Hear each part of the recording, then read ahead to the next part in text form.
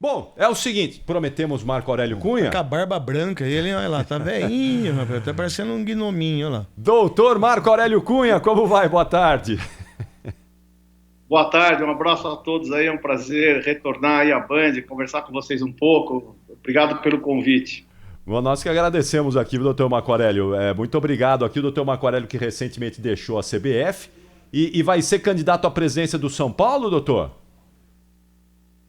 Pois é, Capriotti, nós estamos organizando uma oposição, ela está bem consolidada, com nomes bem relevantes do São Paulo, e estamos vendo o candidato que é mais viável, que tem mais condições de competir com a situação para ganhar a eleição. Eu sou um nome possível, a outros nomes, um ou dois mais, e vamos ver uma convenção aí aquele o doutor, deve doutor, a conexão não está boa. Para disputar. A conexão não está boa, tá ruim a conexão. Será que a gente refaz o contato aí? Dá para melhorar? Na verdade, tem que voltar, desligar, voltar de novo. Chegou aí o som? Tá com delay. Tá com delay, esse é o problema, viu, doutor? Tá cortando e tá com delay também. O Rafael Bellatini tá aqui com a gente, tá monitorando aí essa conexão para a gente poder ter áudio e vídeo perfeitos do doutor Marco Aurélio Cunha, não é? Que, como está dizendo aí, está organizando essa oposição lá no São Paulo, né, Neto? A verdade, eu sempre tive o entendimento, e as pessoas, às vezes, a minha profissão faz com que muitas pessoas, às vezes, tenham alguma coisa. Eu sempre amei o doutor Marco Aurélio e continuo amando muito, né?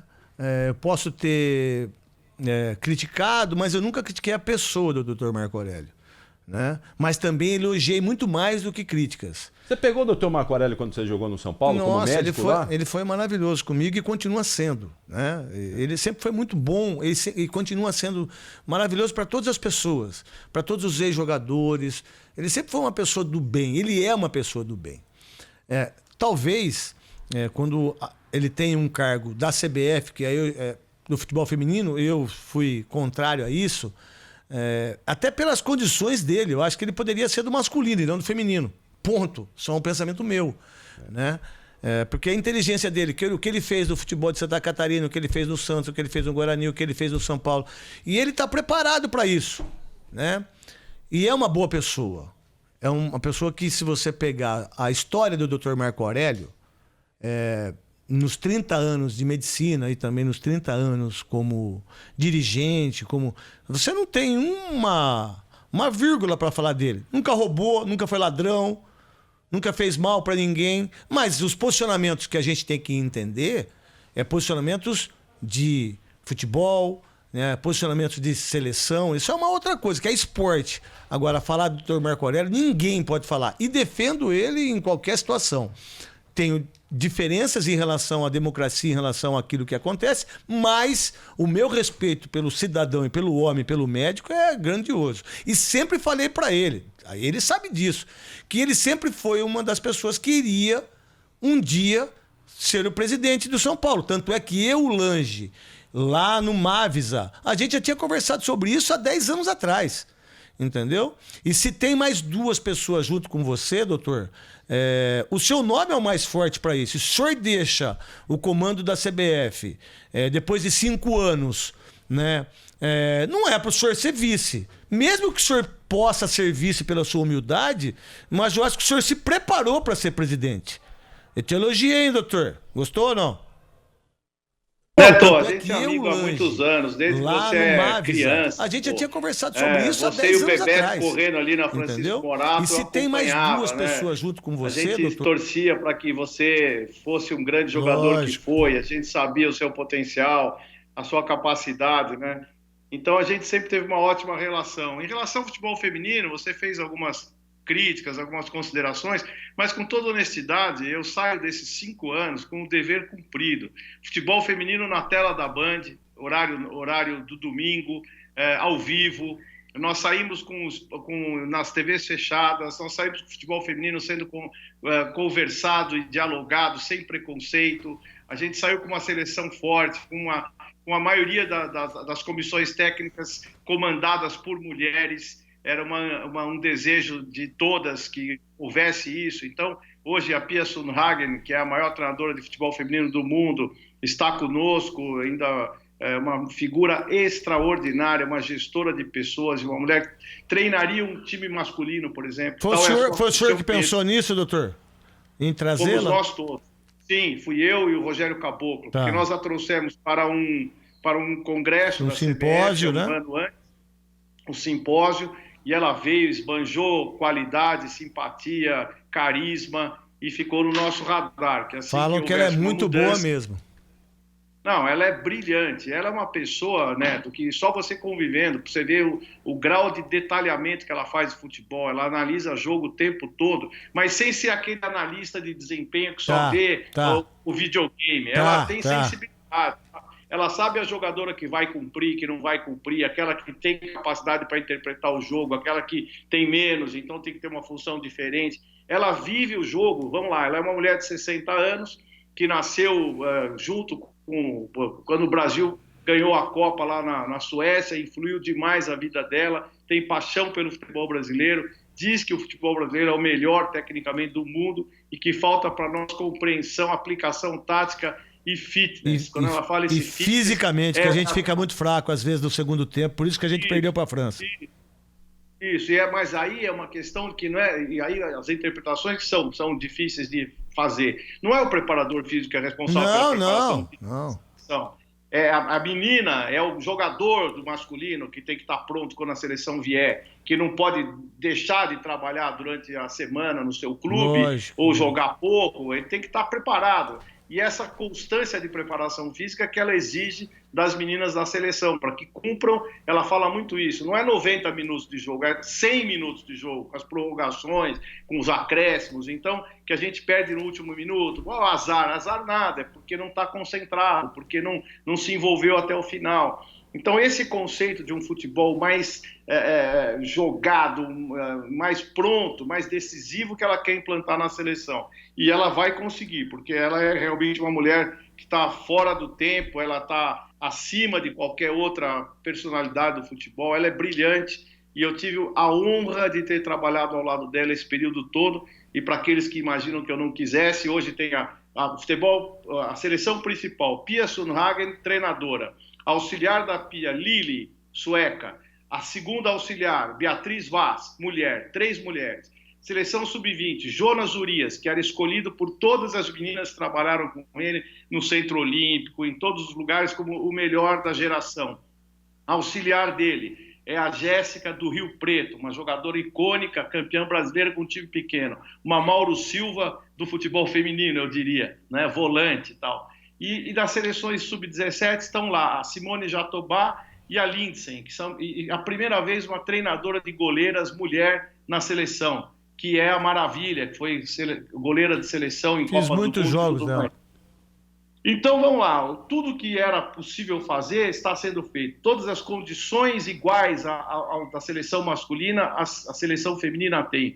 Estão na Granja Comari, treinam no centro de excelência, ocupam o campo 1, as acomodações, as viagens hoje extremamente bem cuidadas, uma pré-temporada em Portugal para a Copa da França impecável.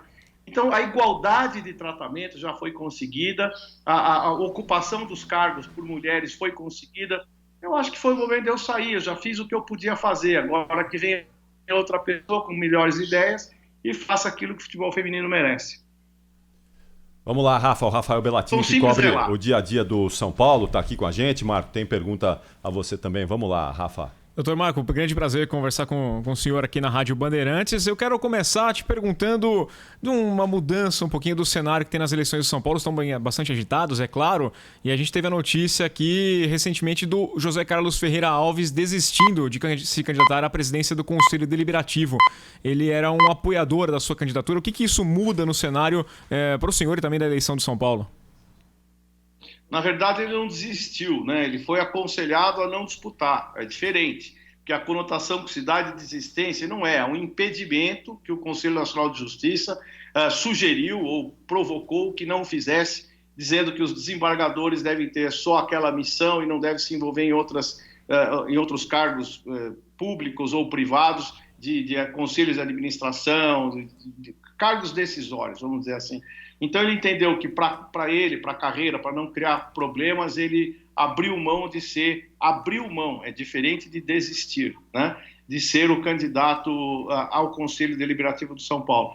É pena para o São Paulo, para mim não muda nada, não é a questão da minha candidatura, eventual candidatura ou da oposição que muda alguma coisa. É ruim para o São Paulo, muda muito para o São Paulo perder uma pessoa do relevo do Dr. Zé Carlos Ferreira Alves, querido por todo o São Paulo e reconhecido como um grande desembargador, um grande homem.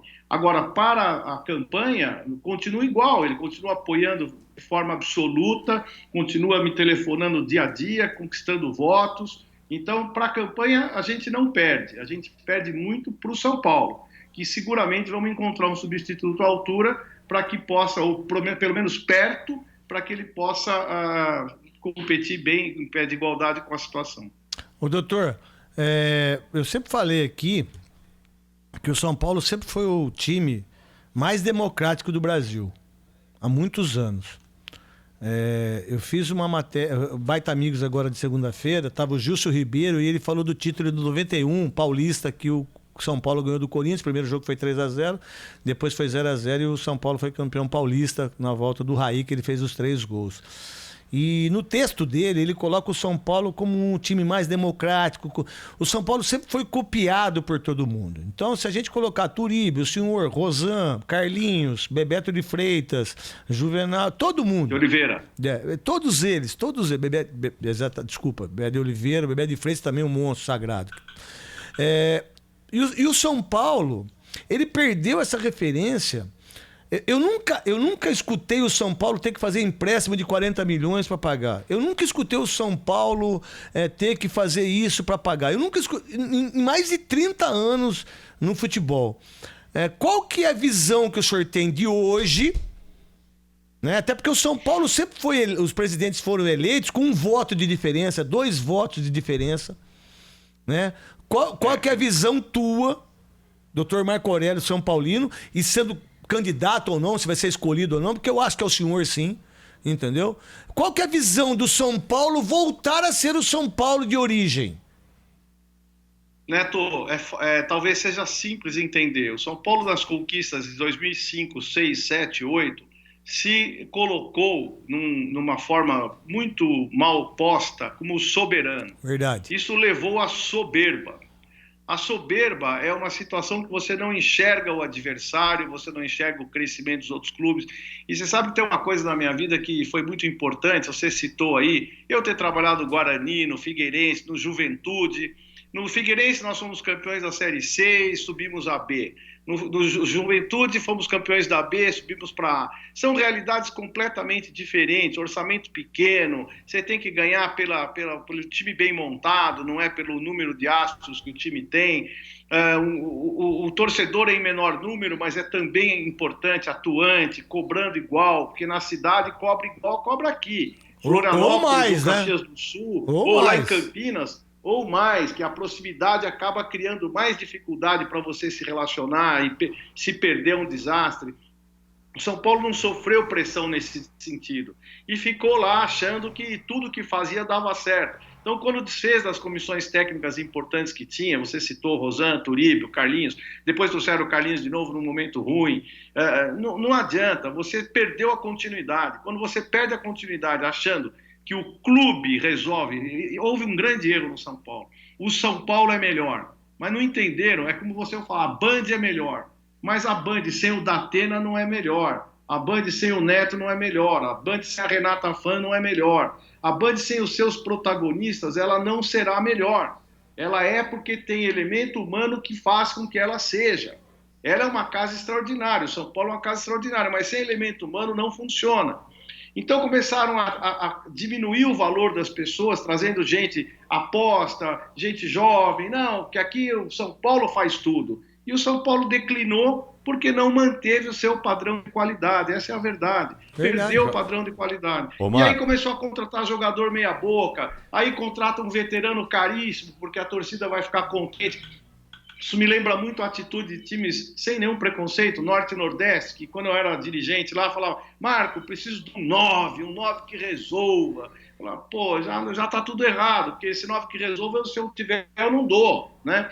Aí aquele que não me serve não vai servir pro cara, mas ele quer um 9 que a torcida aclame e diga, pô, resolveu o problema, traz um veterano. Então esses erros, e custando muito caro. Isso deteriorou o São Paulo. O doutor, não pode contratar o Dani Alves por 1.600.000, fazer um contrato de 3 anos, ele completar 40 anos. É absurdo isso, né? Poderia ter feito por 1 ano, por exemplo, ou não. Se o senhor fosse presidente, o senhor faria isso? Ele não viria por 1 ano, provavelmente, porque ele é um cara de mercado. Eu acho que o Dani, ele já mostrou, nesse pouco tempo que jogou, que ele é diferente dos outros. O Dani é um jogador que, eu falo brincando, tem aqueles caras, canela fina, pequeno, nordestino, esses caras não acabam. É o Souza, que jogou no São Paulo, é o Zé Roberto, né, que não é nordestino, mas tem aquele biotipo do negro espetacular, que é o melhor atleta do mundo. Então, alguns jogadores, você pode apostar, um cara leve, que tem uma técnica absurda, eu acho caro, acho que eu pagaria, eu acho que o Dani vale o que ele ganha. Só não sei se eu posso pagar. Aquela história. Exatamente. Mas, eu quero ir para Paris. Não tem nada melhor que Paris, mas eu posso pagar para ir para Paris? Não, então não vou. Isso. Ô Marco, mas agora, então, falando em dinheiro, que isso é muito importante. Você, quando esteve no São Paulo, esteve numa situação financeira diferente. Hoje, a situação financeira do São Paulo é completamente oposta. O time está devendo bastante. Como é que chegar a um clube, não é? Você pode realizar o sonho, que você sempre falou que o seu sonho é ser presidente do São Paulo, mas no momento aí financeiro muito delicado. Talvez você, por conta dessas limitações, não consiga colocar em prática tudo aquilo que você sonha para o clube. Capriotti, é verdade. O sonho, ele não é a realidade, né? Na verdade, o sonho meu já foi muito maior. Hoje eu sou muito mais consciente da dificuldade que o São Paulo está. E é por isso que eu me apresento, porque o torcedor na rua o tempo todo fala comigo, onde eu vou, hospital, estacionamento, posto de gasolina, hotel, aeroporto, quando você vai ser presidente de São Paulo, quando você vai voltar ao São Paulo de uma forma menor até, vamos dizer assim, para não ser muito pedante. Então, todo mundo me pede isso. A situação econômica é outra, mas nós vivemos situações paralelas, muito parecidas, em 84.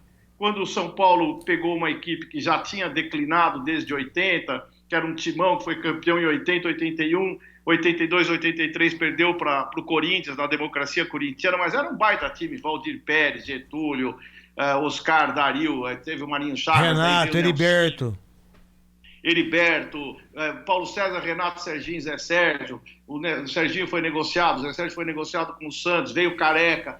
E a gente fez uma equipe com os meninos, lá Silas, Miller, Sidney, o próprio Nelsinho, Márcio Araújo, e que era a base do Bernardo. São Paulo. Bernardo, que contratamos do Marília, na verdade veio do Marília. Então são contratações que você enxerga o mercado, você tem que ir atrás de jogadores que estão...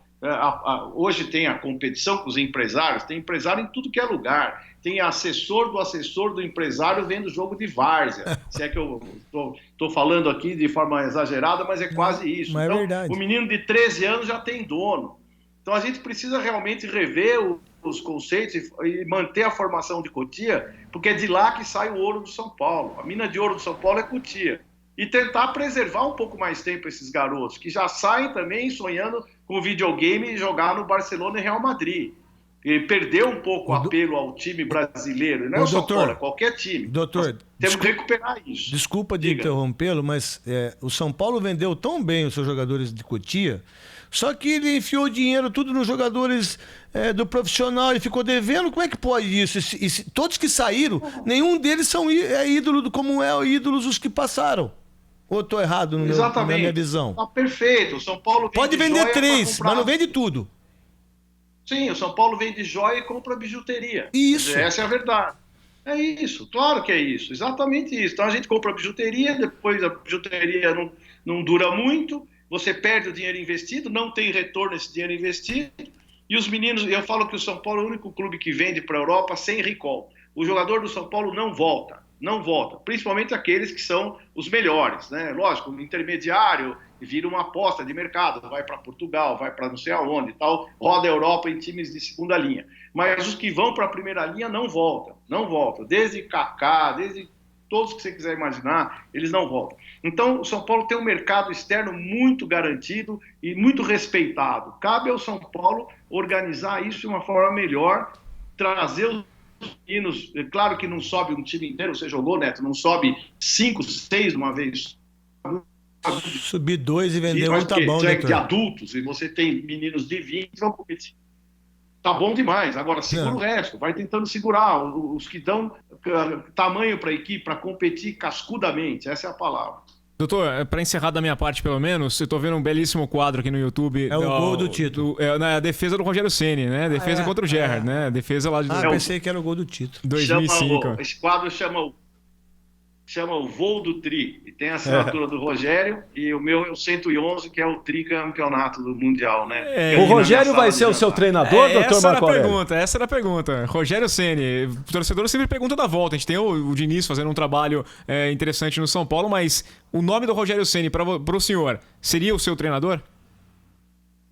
Toda vez que alguém fala de um ídolo para retornar como campanha política, ele não está sendo correto com ele mesmo. Eu jamais vou colocar o Rogério Ceni e Muricy na pauta de uma eleição, porque isso não é honesto. Então, eu reconheço o tamanho dos dois, são meus amigos particulares, está aqui o quadro do Rogério, tem um monte de coisa do Rogério aqui, ele vem na minha casa, o Muricy também é meu amigo particular, mas isso não se pode colocar antecipadamente. E eu aprendi com o presidente da Lora que o melhor treinador do São Paulo é aquele que está lá. Você tem que dar a ele todo o apoio possível para que ele prossiga o seu trabalho e tenha sucesso. Não há nada pior do que um treinador no comando e alguém conspirando contra ele por conta de um desejo de torcida ou um desejo de fã. Então, claro que um dia o Rogério vai voltar ao São Paulo, não sei quando. É um desrespeito ao Fortaleza dizer isso. Então, ele tem que estar lá muito bem. Eu desejo toda a sorte para o Rogério no Fortaleza, falo com ele esporadicamente. E é certo que um dia ele volta para o São Paulo. O Muricy já voltou para o São Paulo, acho que 4, 5 vezes. Né? O Abel Braga voltou para o Fluminense, Flamengo 200 vezes. Né? Então, não há por que temer a volta do Rogério. Ela acontecerá, só que eu não posso usar isso como campanha, porque é desonesto. Então, eu vou fazer uma pergunta para o senhor. O senhor sempre fez a função... que é uma das mais difíceis no meu entendimento, porque eu já fiz essa função no Guarani e foi muito desgastante, mas eu aprendi muito. Que é a função do jogador, comissão técnica e diretoria, que não é fácil fazer essa função. Né? Você, a sua chapa, as pessoas que estão do seu lado e que são São Paulinos, não, nada. Eu acho que a oposição à situação, independentemente daquilo que pensam, eu acho que o primeiro lugar é o São Paulo, o primeiro lugar é o Corinthians, o primeiro lugar é o Palmeiras, o primeiro lugar é o Flamengo. Quando as pessoas passam por cima da instituição, a instituição vai sempre para o esgoto, Eu acho que é isso que acontece com a maioria dos clubes, do meu ponto de vista. O senhor está preparado para fazer essas mudanças de uma maneira forte na sua candidatura em relação ao que acontece para o São Paulo, que sempre foi exemplo em relação a tudo isso? Eu acho que a grande mudança é sempre no futebol. Não quer dizer que as pessoas que estão lá são ruins, senão o Cotia não estaria formando jogadores como forma, óbvio que vai ser revisto. O futebol profissional tem que ter uma energia diferente também, que eu aprendi que essa função que você disse do campo, a intermediação entre jogador e diretoria, comissão técnica e diretoria é muito difícil, terá que haver pessoas que saibam fazer isso, mas com certeza eu vou estar perto. O ambiente do vestiário é sagrado do treinador e ninguém pode ir lá interferir, ninguém pode ir lá dar palpite, fazer pressão. O dirigente que faz isso é amador, é ruim. O dirigente que chega lá gritando em vestiário, não existe isso. Profissionalismo total. Se tiver que falar, chama o treinador, faz uma reunião, dá o seu ponto de vista, chama o jogador, conversa com ele. Então essa vai ser a minha forma de trabalhar, respeitando o ambiente de trabalho dos profissionais, tendo pessoas que façam essa transição bem feita e que cobrem resultados da forma profissional, elegante, séria e que não vai ter moleza, não vai. Muito bem, olha... Então ele já é o candidato, vai, doutor? Fala a verdade. Você esqueceu de uma passagem do Dr. Marco Aurélio, que é importante, ele está mostrando aí que ele aprendeu muito lá. na Câmara Municipal aqui de São Paulo. Aprendeu a Cara, fazer política lá, né, Marco? Mas foi muito bom. Capriotti, Não, mas Capriotti, juro por Deus, não tem política nisso. Isso é honestidade, é transparência. Então, você perguntou de treinador, para mim o Diniz é o treinador do São Paulo. Vai ser enquanto ele for muito bem. Mas entendeu? a maneira que você vai tratar agora a sua candidatura, certamente a passagem por lá te trouxe muita experiência, te trouxe muita bagagem. Claro que trouxe. Pô, eu soube o que foi ser situação, soube o que foi ser oposição, engoli sapo, porque coisa que eu não queria acontecia, impus coisas que eu gostaria, que os outros tiveram que engolir também. Então, é uma excelente escola para a gente aprender. E conseguir sair desses anos todos de vereança ileso, né? Não há uma coisa que possam dizer contra mim em relação à vereança. Agora, quanto à eficácia e eficiência do legislativo, ele é lento mesmo, é difícil. Sim. Mas eu acho que eu fui bem, eu acho que deu para aprender bastante. Agora, uma curiosidade, a medicina nunca mais, Marco? Você não clinica mais com medicina nunca mais? Capriotti, eu atendia toda segunda-feira aqui em São Paulo pela manhã e ia para o Rio à tarde. Eu operava sexta junto com meus amigos, operava sábado, quando podia voltar a São Paulo. Para ter uma ideia, essa segunda-feira eu atendi o consultório a tarde inteira. Estamos voltando ao consultório, porque tem muito paciente que quer e para mim é muito bom. Aliás, eu me senti tão bem essa segunda-feira porque eu consegui atender um consultório sem nenhum tipo de problema paralelo, né? Exceção do São Paulo aí, que é um prazer, mas não tinha que resolver outras questões. Então foi muito gostoso voltar ao consultório dessa forma. Eu nunca deixei de fazer medicina, continuo fazendo. Boa, muito bom. Doutor Marco Aurélio Cunha, muito obrigado por nos atender aqui. Boa sorte, sucesso aí nessa caminhada rumo às eleições do São Paulo. Até a próxima, viu? Obrigado, Capriotti. Obrigado, Neto. Um beijão, Rafael. doutor. Fica com Deus. Foi muito bom falar com você de novo, Neto, tá? Foi muito bom. Vamos ver se a gente se vê lá em Cesário Lange, tá? Um beijão. Fica com Deus. Um abração. Obrigado. Outro pra você, querido. Muito obrigado. Muito obrigado.